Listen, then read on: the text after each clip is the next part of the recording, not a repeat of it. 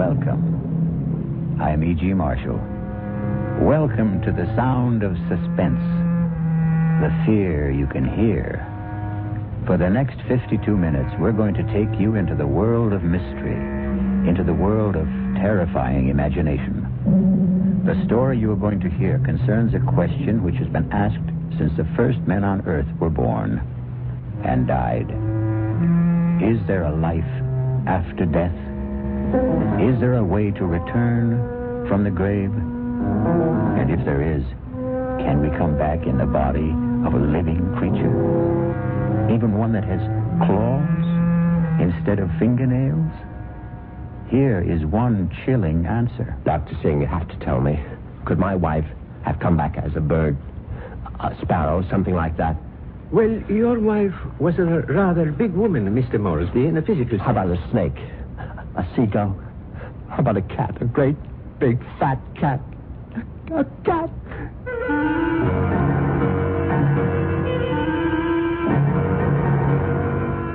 Our mystery drama, The Return of the Moresbys, was written especially for the Radio Mystery Theater by Henry Slessor and stars Patrick O'Neill.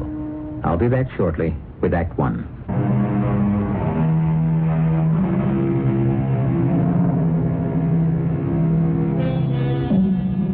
Now here is Act One. Like all murder stories, sooner or later, it reaches the office of a daily newspaper. You wanted to see me, Chief? You bet I want to see you, Prouty. Come in and shut that door. I bet I know what it's about. That story I filed on Richard Moresby, right? I got a flash for you, Prouty. This is a newspaper office, not a fiction magazine. You take this story of yours and see if you can sell it to Weirdo Digest or something. But get it off my desk. Now, wait a while, Max. I know it's offbeat, but I thought I handled it with a kind of a light touch. Stories about murder can't be handled with a light touch, not on this paper. But it's accurate. I mean, this is exactly what the guy Moresby told me, just before he died. Well, he must have been out of his head. He asked for somebody to hear his story. That's how I got to meet him. I was at the hospital covering that subway accident. Now, that story made sense to me. Nothing but nice, clear facts. But this nonsense... Please, let me tell you about this guy. Maybe you'll change your mind. All right, what about him? Well, for one thing, he was a real distinguished-looking guy. The only thing peculiar about him was his eyes. His eyes? Yeah. They were the palest blue eyes I ever saw on a man. They weren't really blue at all. They're like silver. Big deal. So he had silver eyes. And when he started to tell me about himself, well, I just had to hear the whole story, Chief. Yes, I was born in London, but my family moved to the States when I was young. They didn't improve much on the climate when they did. We lived in Vermont. I don't think I was ever warm enough until the age of 24 when I moved to Southern California. I lived on beaches. A superb swimmer, a superior surfboarder, and a terrible bum. It was on the beach at Malibu that I met the woman who was to become my wife. Her name was Una. She was as pale as a gardenia with bones. Una had more bones than any other woman I've ever met. Lovely day, isn't it? I beg your pardon? I said it's a beautiful day. I don't think I've ever seen the ocean look prettier. Frankly, the Pacific always looked a little muddy to me. I wonder if that's what Balboa said when he first saw it. Well, he probably said, what a great place for surfing. Ah, I see you have a surfboard. Yes, as a matter of fact, I think I see a wave that I like. Will you excuse me? Oh, I wish I had the nerve to try it. Yeah, you really should. Well, bye now. Maybe I'll ask my chauffeur to teach me. I'm sorry. What did you say? Charles, my chauffeur. He's very good at sports. Come to think of it, that wave doesn't look so good after all. By the way, my name is Richard. Richard Moresby. How do you do? My name is Una.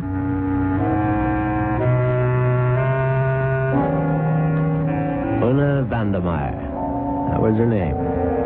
As soon as I realized that she was from the Vandermeyer family, she didn't seem half as bony as she did before. In fact, not only did I become accustomed to Una's appearance, I was even able to tolerate her inane conversation. Can't you just feel the mystery of the stars, Richard? Sometimes I feel their vibrations as if they're trying to communicate with me. Do you ever feel that? Well, sometimes, I suppose. I really think we must be one with the universe, don't you? I really believe there's just one great universal soul, and we're all part of it. Don't you think so, too? Yes, of course. Right on, as they say.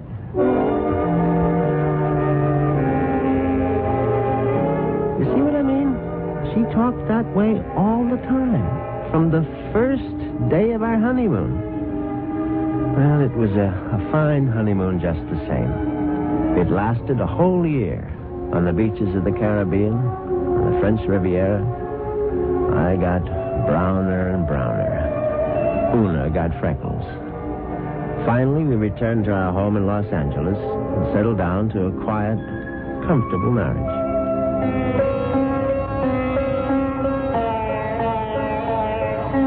What on earth is that you're playing? It's sitar music, darling. Oh, it's just so spiritual. What made you buy the record? No, Dr. Singh recommended it. Who? Dr. Singh, at the Temple of Metapsychosis, you know. The Temple of what? Metapsychosis. I told you about joining the temple last week. Oh, Richard, sometimes I think you don't listen to me. Now, as you may know, Southern California abounds in quasi-religious organizations. And she'd gone through a number of them without discovering the universal soul at any of their altars. Darling, please come to one of Dr. Singh's lectures. He's such a magnificent speaker. He emits such vibrations.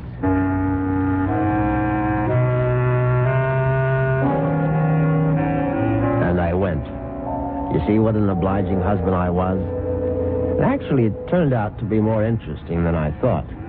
The temple itself was unpretentious, and Dr. Singh was an impressive man. And when he spoke, I realized why his message had such appeal for Una, because he preached a doctrine that combined eternal life with a love of small animals. The soul is immortal. The soul cannot die. The soul, upon leaving the body, must make its passage elsewhere. There is a science called eschatology, which deals with the last four things: death, judgment, heaven, and hell. It is the most ancient of all sciences, and from its wisdom has come the inescapable certainty of the transmigration of souls. Yeah, I know it's a bit weird, but stay with it. And where does the soul go? According to the wise men of all generations past, the soul departs from the mouth of the dying. It is consequently a small thing. A bird, a snake, a mouse, a dove, or a hawk, a dog, a cat, an insect. For these small creations of God are empty vessels placed upon earth for only one purpose: to house the departing souls of humanity, so that they need not wander forever in a trackless eternity. Yeah, it's pure rot, of course. But that's what the man said, and Una sat there and believed every single word. Oh, wasn't he marvelous, Richard? Isn't it wonderful that the soul never dies? That we can all come back as little animals? I'm not sure I want to come back as an animal. But you'd still be you, Richard. Oh, don't you see? Well, by the way, what was that envelope you handed Dr. Singh after the meeting? The envelope? Oh, that was my donation, of course. Your donation to the temple? Yes, to support the work of Dr. Singh, to open other temples around the world. Well, how much money was in the envelope? Now, what does it matter, Richard? I'm just curious. $2,000. Una, you go to that temple once a week. Do you always give that kind of donation? Oh, it's all in a very good cause, Richard. Well, in an equally good cause, that of finding out exactly how much of my wife's money was supporting this nonsense, I sneaked a look at Una's checkbook. The answer astonished me. Not only had my wife put more than $30,000 into Dr. Singh's collection plate, she had also donated some $20,000 more to various institutions for the care and feeding of cats, dogs, and birds. It was so kind of you to honor us with a visit, Dr. Singh. I know how terribly busy you are. On the contrary, you were kind to invite me to your lovely home. Oh. Now tell me, Dr. Singh, what determines the kind of animal one becomes when the soul escapes after death? Mrs. Moresby, that is a question which has baffled wise men for countless generations. But isn't it possible to do, well, research? Yes, Mrs. Moresby. I don't doubt that we could find the answer to such great questions if only we had the proper resources. But, unfortunately, that would require money. A great deal more money than the movement has at present. Well, it seems to me you don't do badly.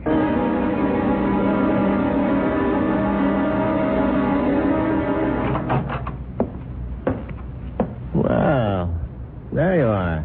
Hello, Richard. Where have you been all morning? Right here, in my little sewing room.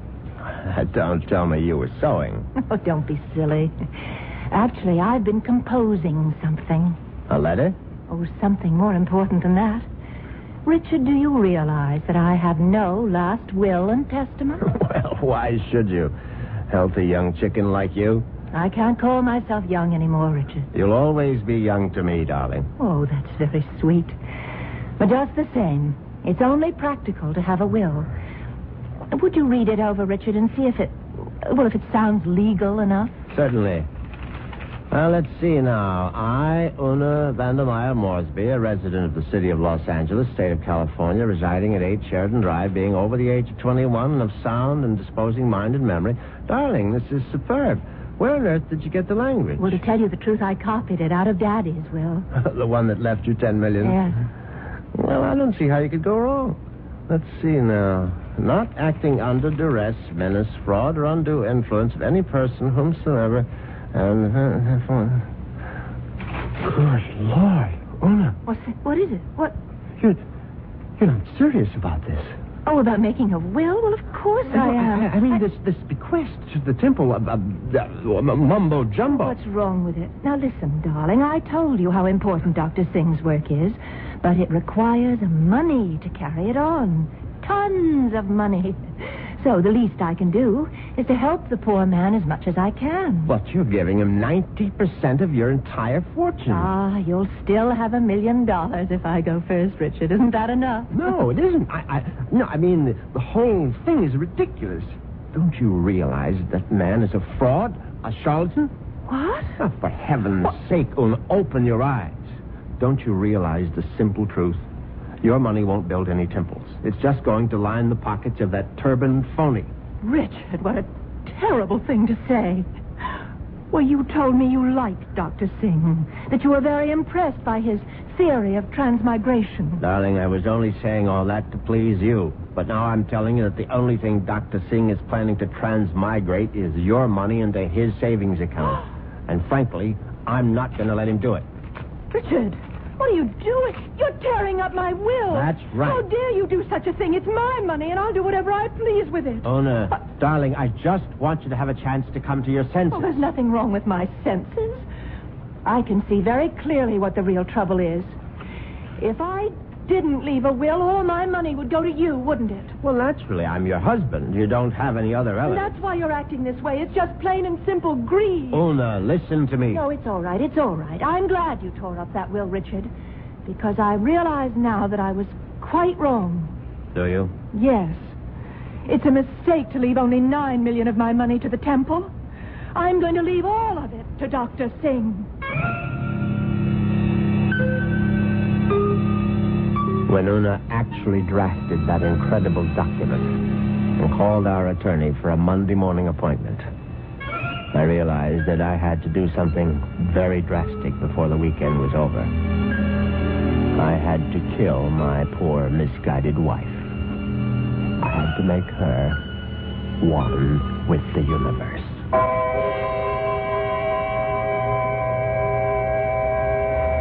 It's obvious that Mr. Moresby is going to be a very reluctant murderer.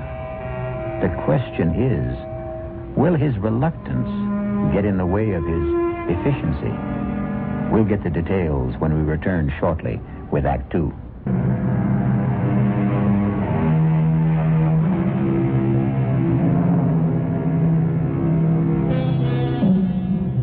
let's return to Richard Moresby. In order to find him, we'll have to search the highway, for Richard has taken his white Jaguar out for a spin. But there he is now. On Saturday morning, I took a little spin in my XKL and did some thinking on the open road. I didn't want to kill poor Una, of course. The whole idea was repellent. But on the other hand, the thought of Dr. Singh spending the fortune that was rightfully mine was even more abhorrent. However, I decided I would make one more stab at a reconciliation. Darling, may I come in? It's your living room, too. It doesn't feel like it. Matter of fact, I've felt like a stranger in this house for the past 2 days. I suppose that's my fault. Well, you haven't been exactly cordial, have you? I've hardly been home, Richard. I spent all day yesterday at the temple and all morning at the pet rest kennels. And how are all the little souls doing? You just won't stop being irreverent, will you? It's been my money all along, hasn't it, Richard? From the very beginning, you were attracted to my money. Well, now, darling, if you thought that, you would never have married me. I didn't want to believe it. I don't want to believe it now. Well, now, how can I prove to you that you're mistaken? Richard, do you really want to prove it? Of course, I'll do anything you say. All right. Now, I know exactly what you can do.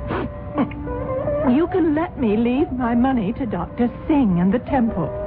The whole $10 million? Yes, because that's the only way I'll know that it's me you love.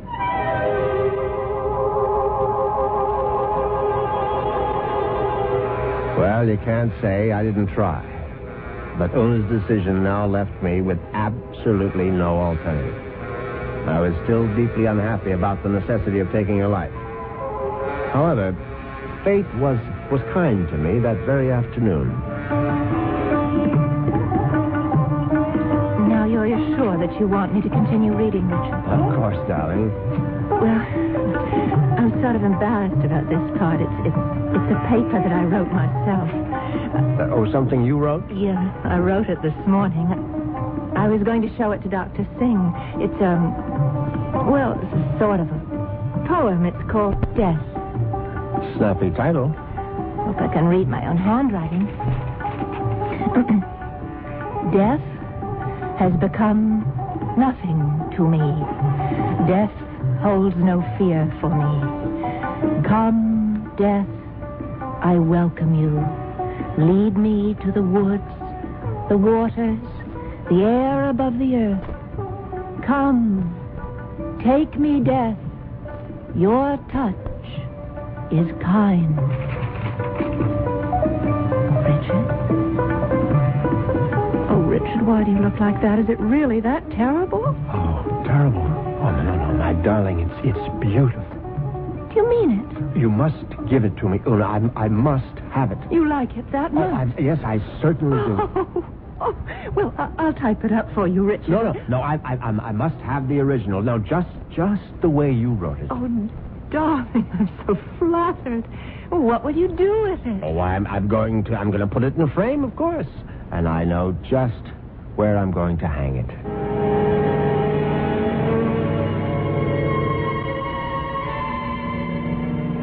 Yes, I could hardly believe my ears. Una had written her own suicide note in her own handwriting. It was truly karma at work. Now there was no question of failure, and no longer any need for delay. Oh, what a lovely idea this was, Richard. Candlelight dinner for two. Yes, I thought you'd enjoy it. So sweet of you to handle the whole menu with cook. You spoil me shamefully.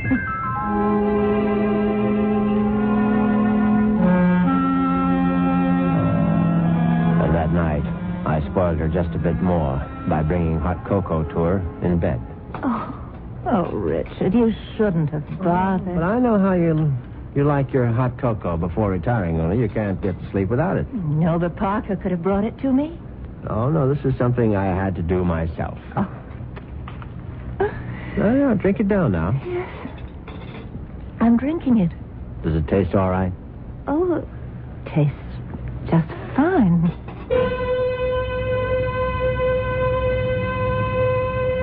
Now, that was very good news, because I'd prepared the hot cocoa myself, and I had no idea whether 25 melted sleeping pills would seriously affect the flavor.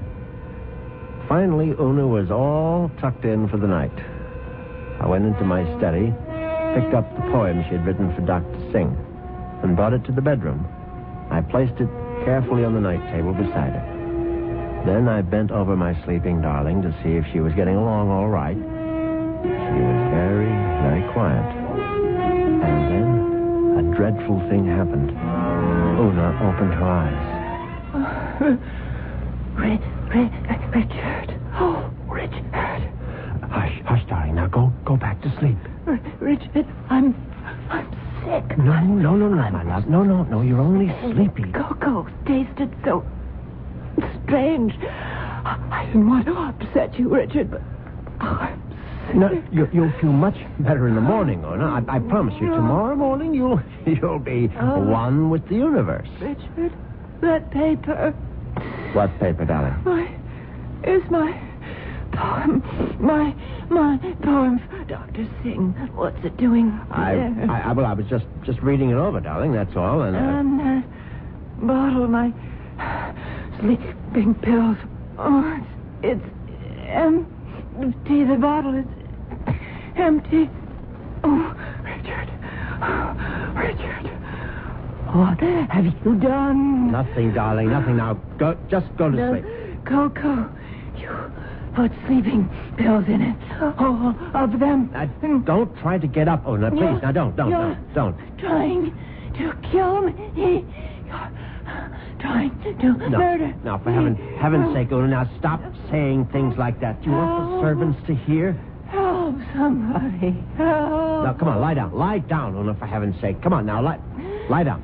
Lie down. There. That's better. You won't get away with it. You won't get away with it, Richard. I promise you. Anything you say, darling. I'll come back, Richard. You know I'll be back. Yes, of course. Just welcome death, Una. The way you wrote in your little poem. I'll be back. I swear it. Oh.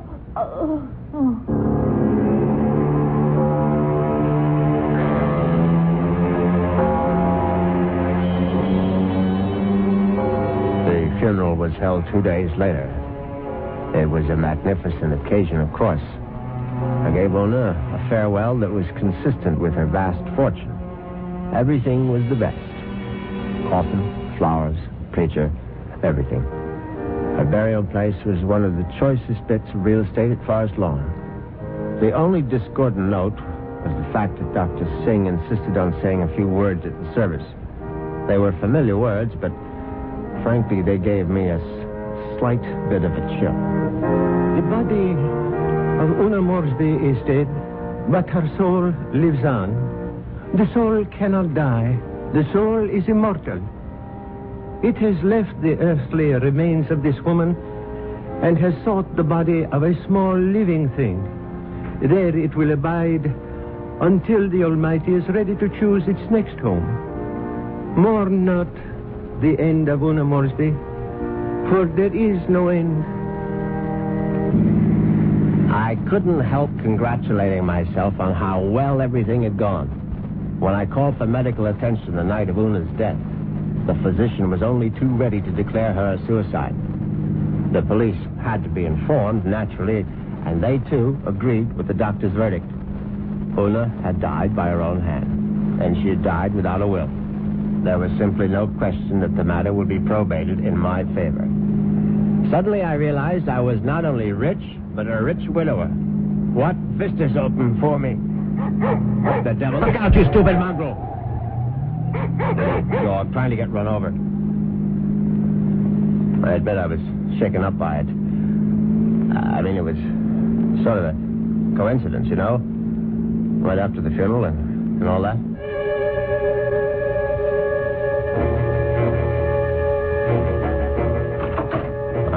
very glad to be home again. You can be sure. Excuse me, Mr. Moresby. Yes, Parker? Cook is worried about the raccoon, sir. The what? There's been a raccoon at the kitchen door all morning, and Cook is badly alarmed, I'm afraid. I've tried to scare it away, but it keeps returning. A raccoon, for heaven's sake? Why don't you just shoot it and make a coat out of it? I was wondering if you wished me to call the game warden, sir. Oh, please, Parker, do whatever you please about it. I'm going to take a nap. Yes, sir. Very good, sir.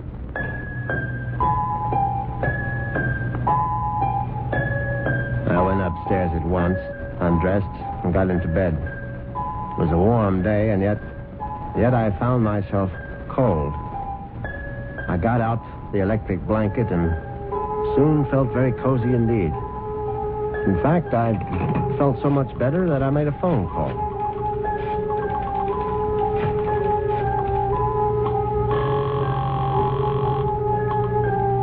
Hello. May I speak to Rachel? Thank you very much. Hello, Rachel? Yeah, who is this? Rachel, you probably don't even know my name, but it's Moresby, Richard Moresby. Who? You met me at the club numerous times. I'm the rather distinguished-looking gentleman who sits at the table on the far right corner. Oh, yeah, well, that's not my station. Yeah, I know it isn't, and I've always regretted it. Frankly, I would have enjoyed my lunches at the club even more if you had served them. Listen, I'm pretty busy right now. Well, what I wanted to find out was if you're busy this evening. Oh, what'd you have in mind?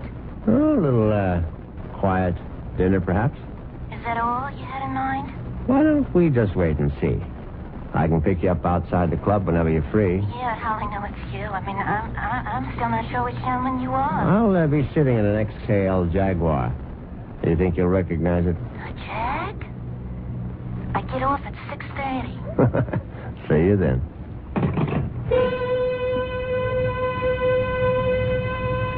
Yes, I was feeling very good now. Very good indeed. I would have drifted off into a pleasant sleep except for one thing. For a moment I thought a bomb had gone off in the room. Then I realized it was nothing more than a bird. A foolish sparrow had dived in headfirst into the plate glass window of the bedroom and now lay stunned on the carpet. I looked at the thing's fluttering little heart, and suddenly I was struck by a terrifying palpitation of my own. The dog, the raccoon, the bird. Good Lord. Could one of them have been Una?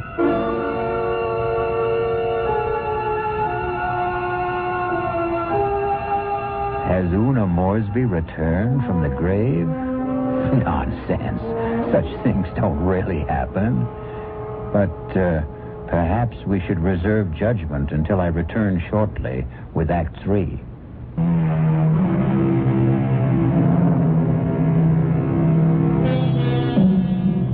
Now let's see if common sense has returned to our hero.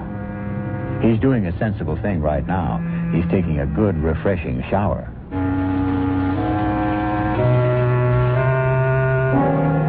By the time evening came, I was feeling better. All my peculiar notions about Una's animal reincarnation seemed ludicrous as I stood in front of the shaving mirror. I thought about the delicious young woman that was waiting for me at the club. I'd admired Rachel's way with a tray for months, but ever faithful to my wife, I hadn't done more than gaze from afar. But now, things were going to be different. Yes, who is it? It's Parker, sir. Yes, come in, Parker. It's all right. Excuse me, sir. A bit of emergency in the kitchen. Well, what is it? A snake, sir. A what? Cook insists that there's a snake curled up in the telephone wire. Oh, that's ridiculous, Parker. Cook says it's there, Mr. Moresby. They do get into the house sometimes. Well, tell Cook she's seeing things. Tell her to stop nipping at the cooking sherry, and she'll soon stop seeing snakes. Yes, sir. What was that? I would guess it was Cook, sir. Oh, for heaven's sake, go down and see to it, Parker. I'll try, sir. But I'm not very good with snakes, sir. Well, what do you think I am, an expert?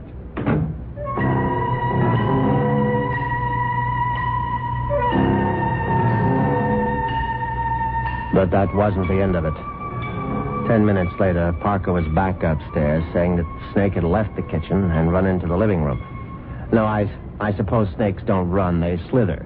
It slithered into the living room and was now embracing still another telephone wire, obviously mistaking it for a long-lost love. But then, another unsettling thought came into my mind. What if the snake... No, that was ridiculous. Hello? Hi. Is this Mr. Moresby? Yes, who's this? Rachel, from the club. Oh, yes, Rachel, what is it? Listen, could you make it 6 instead of 6:30? I'm trying to sneak out a little early. Yes, fine, I'll be there as soon as I can. In the Jaguar, right? Yes, in the Jaguar. Listen, the reason I want to leave earlier is because my husband always picks me up at 6:30. What was that? So I asked one of the girls I work with to tell him I got another job someplace. He won't care. He likes me to earn extra money. Yes, I see. So, just to make the story look good, I guess you'll have to lend me a few dollars after our date. Yes, of course. And listen, I really do remember you, Sugar. You're the handsome one with a cute bald head. See you soon.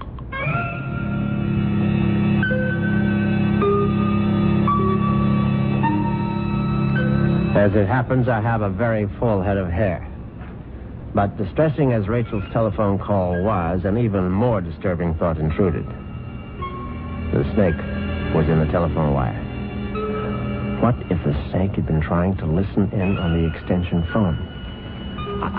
I knew the idea was absurd, but I couldn't help a superstitious shiver of dread. In fact, I was so troubled that I decided to forego my date with Rachel, the waitress. It wouldn't matter anyway. She'd be angry at some man at the club with a cute, bald head. The next day, I did the only thing that really relaxed me. I went to the beach.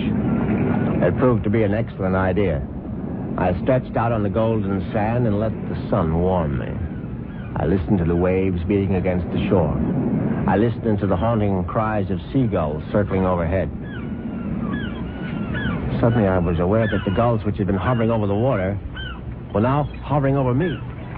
Now, instead of their cries being sad and plaintive, now they seemed menacing. I stood up hastily, but the gulls seemed to be increasing in number. I saw their sharp, pointed beaks, their raking claws. They were predators, of course. How many times had I seen them swoop into a dive and snatch up some poor fish out of the sea? And there was one seagull in particular. Its beady eyes seemed to be staring at me. No, it was my imagination, of course. I wasn't a fish. I was a man, but just the same, I found myself running down the beach. Running for dear life. And that's when I knew it was time to see a doctor.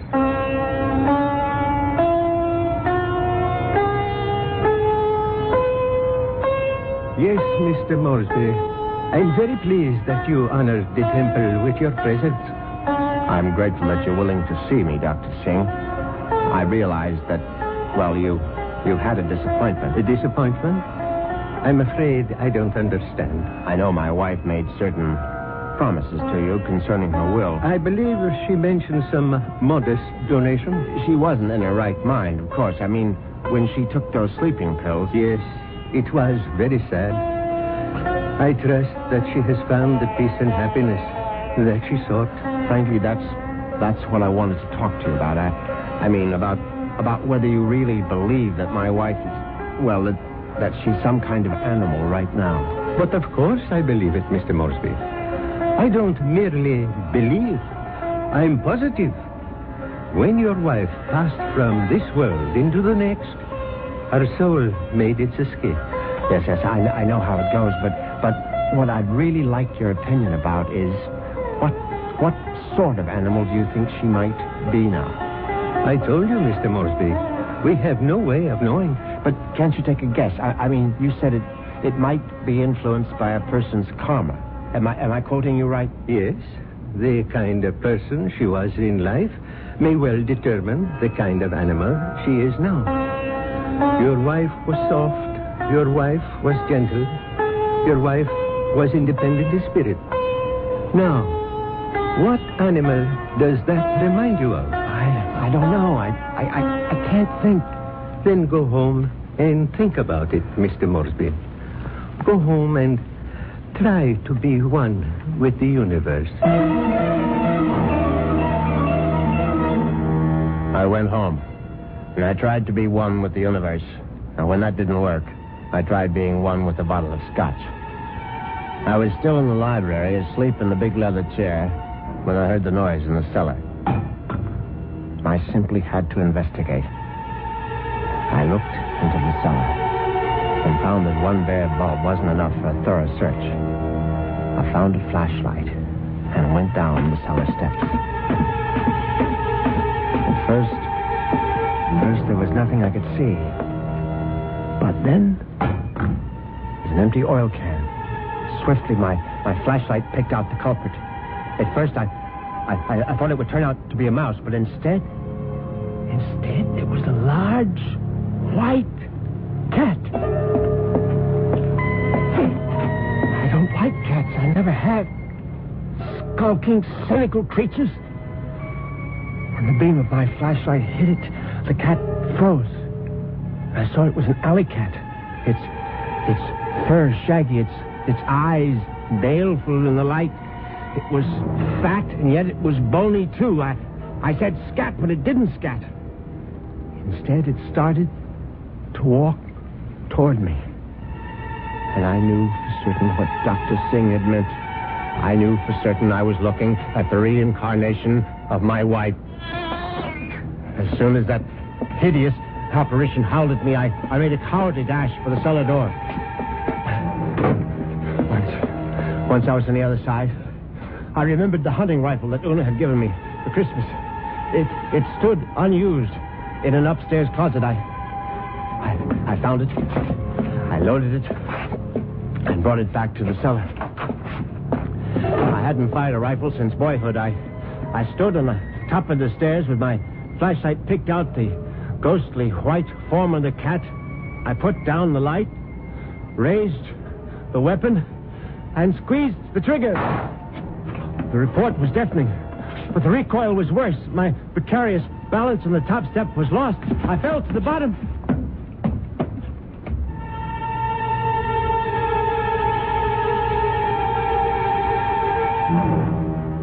I tried to get up again, but the pain in my right leg was agonizing. I found out later that it was broken. But the cat was still alive. And it was regarding me at eye level now. Its fur matted with plaster dust. Its eyes filled with hatred. I tried to crawl toward my fallen rifle. Just as I saw the creature advancing toward me, I screamed, "Una!" My hand was on the rifle now, grasping it too quickly in my panic. My fingers touched the trigger, the rifle went off again.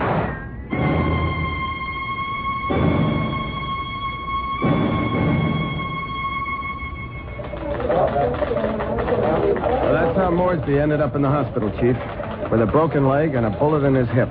And then he died. But I think he was telling the truth. You could see it in his eyes. His silver eyes, right? Yeah, his silver eyes. And you really believe that the guy's wife came back as a cat to get her revenge? What does it matter? It's still a good story. Sorry, Prouty, I can't okay it. Well, what if I got more details? What if I talked to this Dr. Singh? If I went to the Moresby cellar and found that cat? And what would you do then? Ask her if she's Mrs. Moresby? I still think it's worth a try, Chief. I'll tell you what, Prouty. What are you doing for lunch? I hadn't thought about it. Well, think about buying my lunch. You? There's a pretty good restaurant right around the corner where the Moresbys live. Now, we can get a bite there and then check out that cellar.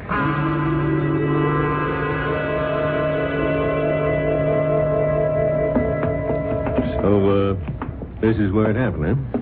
Moresby fell from these steps when he fired that rifle. Hey, you can still see the plaster dust where the bullet hit. Yeah, I see it.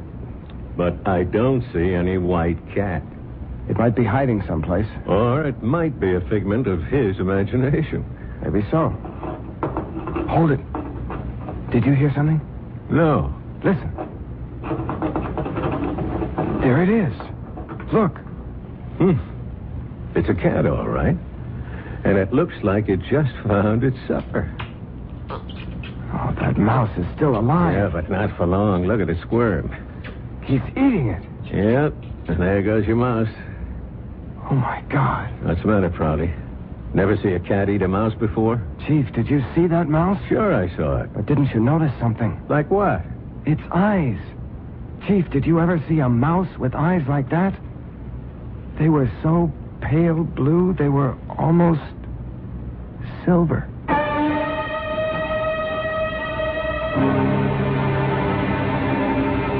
And so the cat and mouse game comes to an end. But according to Dr. Singh, there is no end. Perhaps Richard Moresby will have his turn next in another afterlife. I'll be back in a few moments.